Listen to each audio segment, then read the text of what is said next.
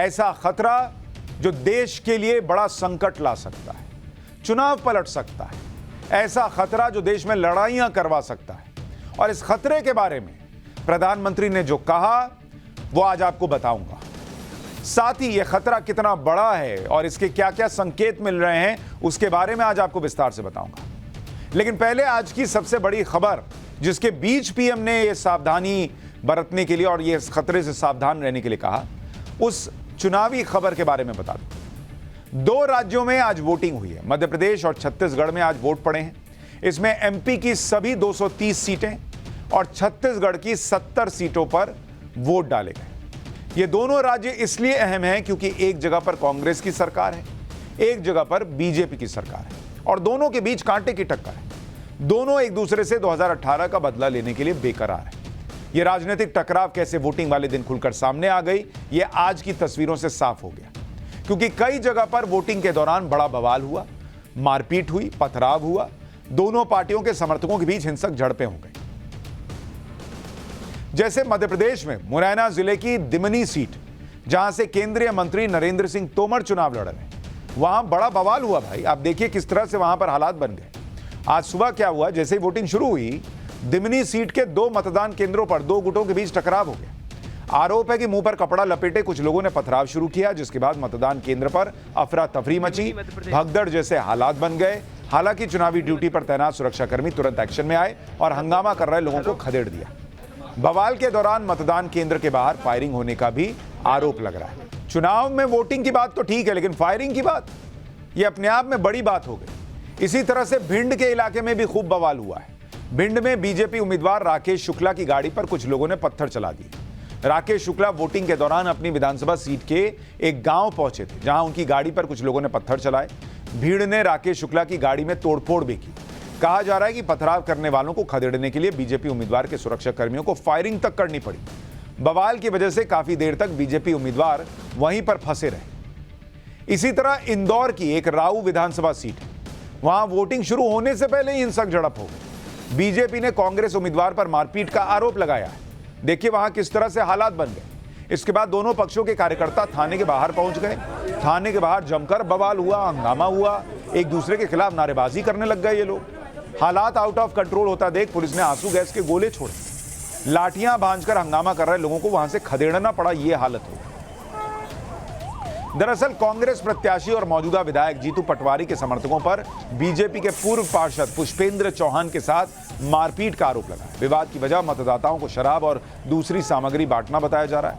आरोप है कि बीजेपी पार्षद ने जब सामग्री बांटने से रोका तो कांग्रेस के लोगों ने उनके साथ मारपीट शुरू कर दी। एक तरफ मध्य प्रदेश की कई विधानसभा सीटों से वोटिंग के दौरान हिंसक झड़प की खबरें आई, तो उधर छिंदवाड़ा में बीजेपी कार्यकर्ताओं की कमलनाथ के बेटे नकुलनाथ से तीखी बहस हो गई। दरअसल नकुलनाथ छिंदवाड़ा के बरारीपुरा में एक पोलिंग बूथ पर हो रही वोटिंग का जायजा लेने गए। जैसे ही नकुलनाथ ने पोलिंग बूथ के अंदर जाने की कोशिश की, वहां मौजूद बीजेपी नेता ने उनका रास्ता रोक दिया। इसके बाद बीजेपी कार्यकर्ताओं ने भी नकुलनाथ के पोलिंग बूथ के अंदर जाने का विरोध किया। बीजेपी ने दलील दी कि सिर्फ उम्मीदवार ही पोलिंग बूथ के अंदर जा सकता है। सुनिए वहां क्या हो रहा है। वो घूम सकता है भाई, चुनाव लड़ सकता है, वो घूम सकता। नहीं भैया नहीं जा सकते, कोई भी नहीं जा सकता। मैं चुनाव मैंने लड़ा हूँ, ठीक है। नहीं नहीं वो नहीं लड़े, उनके पिताजी लड़े, उनके पिताजी लड़ रहे चुनाव। नहीं नहीं अधिकार प्रत्याशी बस जाएगा अंदर, नहीं प्रत्याशी बस जा सकता है। विरोध बढ़ने के बाद नकुलनाथ पोलिंग बूथ के बाहर से ही लौट गए। पोलिंग बूथ पर हुए हंगामे पर नकुलनाथ ने क्या कहा है वो भी आपको सुनवाते हैं। देखिए आज सवेरे हर चुनाव की तरह मैं पोलिंग सेंटर्स पे गया था, मतदान केंद्र पे गया था जायजा लेने। जब मैं चंदन गांव में था, मुझे फ़ोन आया हमारे कार्यकर्ताओं की कि वार्ड नंबर 25 में जो भारतीय जनता पार्टी के पार्षद हैं वो बदतमीज़ी कर रहे हैं, वो महिलाओं को गाली बक रहे हैं और उनसे छेड़खानी कर रहे हैं। तो मैं वहाँ पहुँचा जायज़ा लेने और वहाँ वो कह रहे हैं कि मैं मतदान केंद्र में घुसने की कोशिश कर रहा था। मैं बिल्कुल भी नहीं कोशिश कर रहा था। हमारे पोलिंग एजेंट्स वहाँ खड़े हुए थे। इनफैक्ट एक वार्ड की महिला मेरे पास आई और कहती हैं कि यहाँ का जो पार्षद है वो मुझे गाली बक रहा है और धमका रहा है। इतनी सी बात थी। वोटिंग वाले दिन इतना टकराव इसलिए दिख रहा है क्योंकि मध्य प्रदेश का चुनाव बहुत हाई वोल्टेज वाला चुनाव है और बड़े बड़े दिग्गजों की साख दांव पर है। जैसे शिवराज सिंह चौहान भाई वो तो मुख्यमंत्री रहे, उनके लिए भी ये बड़ा चुनाव है। ज्योतिरादित्य सिंधिया केंद्र में मंत्री, लेकिन उनको वहां भेजा गया। कमलनाथ, जिनके मुख्यमंत्री बनने की अपने अरमान है। दिग्विजय सिंह, नरेंद्र सिंह तोमर, कैलाश विजयवर्गीय, ये बड़े बड़े नाम हैं जो इस बार चुनावी मैदान में उतरे। हालांकि 2018 का ही चुनाव एमपी में बहुत कांटे का रहा और इस बार भी कहा जा रहा है कि ये बहुत कांटे का रहने वाला है। एक बार अगर आपको याद दिलाऊं कि किस तरह की स्थिति बनी थी 2018 के चुनाव में और तब क्या हुआ था। 2018 एमपी इलेक्शन, एमपी चुनाव, उसमें क्या हुआ था? बीजेपी को आई थी 109 सीट, 109 सीट, और कांग्रेस को आई थी 114 सीट। मतलब मात्र 5 सीट का डिफरेंस था। और वोटिंग में आप देखिएगा, वोट परसेंट अगर आप देखिएगा, बीजेपी को मिले थे 41% वोट, 41%, और कांग्रेस के खाते में गए थे 40.9% वोट। मतलब सीट में मात्र 5 सीट का अंतर और वोट में बॉस 0.1% वोट का फर्क। इतना क्लोज फाइट पिछली बार हो चुका है और इसीलिए ये जो लड़ाई झगड़ा, गोलीबारी, मारपीट, सब की खबरें आ रही हैं, ये संकेत है कि इस बार भी चुनाव शायद कांटे का है और इसलिए ये सब तमाशा हुआ है। इस चुनाव में दोनों पार्टियों की ताकत अलग है और दोनों का तरीका भी अलग है।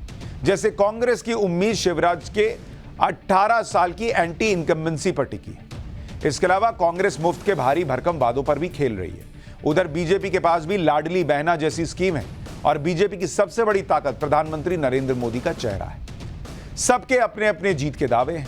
वोटिंग के दिन बड़े नेताओं ने क्या कहा है, एक बार आपको सुनवाता हूं, फिर आगे की बात बताऊंगा। मोदी जी सबके मन में है, लेकिन जनता का रिस्पांस बहुत अच्छा है।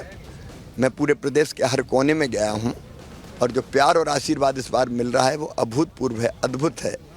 पूरा मध्य प्रदेश परिवार है और परिवार का प्यार मिल रहा है। कितनी सीटों की उम्मीद के साथ पहुंच रहे हैं सर आप? मैं जनता पर, मतदाताओं पर विश्वास कर रहा हूं।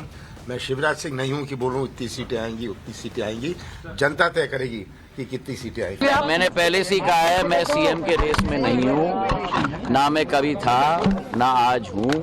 आप लोगों ने बार बार मुझे पूछा है, 2013 में भी, 18 में भी और आज भी पूछ रहे हैं। तीनों बार मैंने कहा है कि मैं सीएम के रेस में नहीं हूँ। ये रेस कुर्सी का नहीं है, ये रेस विकास का है, ये रेस प्रगति का है और ये रेस जनता का विश्वास सुनिश्चित रखने का है। कुर्सी का रेस कांग्रेस की है। हालांकि अभी तो विधानसभा चुनाव हो रहे हैं, आगे 2024 का चुनाव अभी बचा हुआ है।